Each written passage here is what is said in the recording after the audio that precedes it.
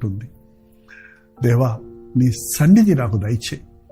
ఇవాళ మందసపెట్టెలో సిలువ బొమ్మలో మనకు అవసరం లేదు, కానీ ప్రభు సన్నిధి ఆత్మస్వరూపిగా మన మధ్య ఉంటే, మన గృహములో ఆయన ఉంటే మనం ఆశీర్వదించబడతాం, దీవించబడతాం, అనేకులకు మాదిరిగా ఉండగలుగుతాం. ప్రార్థన. పరిశుద్ధుడా, ప్రేమగల తండ్రి, నిజమేనయ్యా, నేను మారాను, ఎవరూ మారలేదు, ఎవరు మారనంటున్నారు, నీ మాటలు మా నోటు నుండి రాకుండా